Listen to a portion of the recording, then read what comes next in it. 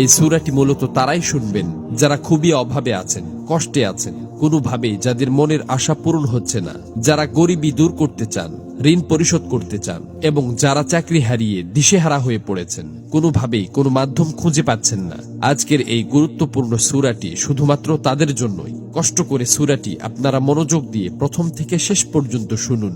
ইনশাআল্লাহ এই সূরাটি শোনার উসিলায় আপনাদের সকল অভাব অনটন গায়েব থেকে দূর হয়ে যাবে, সকল ঋণ পরিশোধের ব্যবস্থা হয়ে যাবে, মনের সকল অপূর্ণ আশা আকাঙ্ক্ষাগুলো পূরণ হয়ে যাবে। আপনি যা চাইবেন সাথে সাথে তাই কবুল হবে ইনশাআল্লাহ।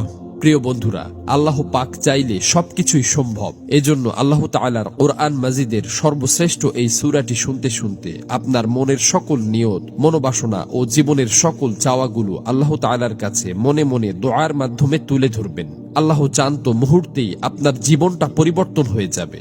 প্রিয় বন্ধুরা, জীবনে তো অনেক প্রচেষ্টাই করেছেন, একবার না হয় কোরআন মাজিদের এই সূরাটির উপর বিশ্বাস রেখে প্রথম থেকে শেষ পর্যন্ত শুনলেন। এই সূরাটি শোনার পর আপনি নিজেই বাধ্য হবেন আমার জন্য দোয়া করতে। এই সূরাটি এখন পর্যন্ত লক্ষ লক্ষ কোটি কোটি মানুষ শুনেছে এবং সকলের ভাগ্য অলৌকিকভাবে পরিবর্তন হয়ে গেছে। আমার কথা বিশ্বাস হচ্ছে না? তাহলে সূরাটি একবার শুনেই দেখুন। এই সূরাটি মূলত কোরআন মাজিদের অন্যতম গুরুত্বপূর্ণ ও পাওয়ারফুল একটি সূরা। সূরাটি এ পর্যন্ত যতজন শুনেছে ততজনের সকল নিয়ত আল্লাহ তাআলা পূরণ করে দিয়েছেন। মনের ইচ্ছা পূরণের জন্য এই সূরাটি সর্বশ্রেষ্ঠ সূরা। আমি শুধু মুখেই বলছি না, সূরাটি শোনার পর আপনারা নিজেরাই প্রমাণ দেখতে পাবেন।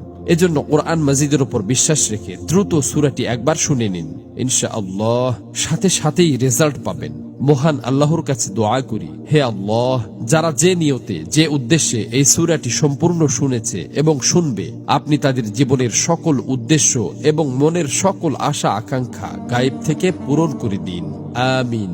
কমেন্ট বক্সে আপনিও আমিন লিখে উন্মুক্ত দোয়ায় শরীক থাকুন, কেননা কে জানে যে কার মুখ থেকে বলা আমিন কখন কবুল হয়ে যায়। তো চলুন সূরাটি শুনে নেওয়া যাক। أعوذ بالله من الشيطان الرجيم بسم الله الرحمن الرحيم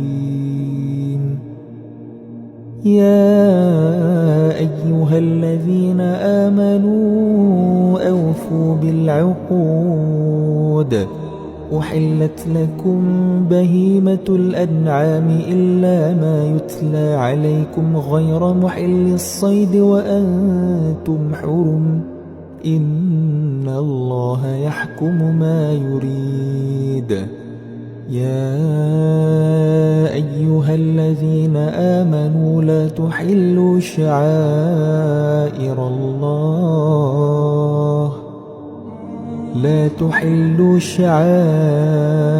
الله ولا الشهر الحرام ولا الهدي ولا القلائد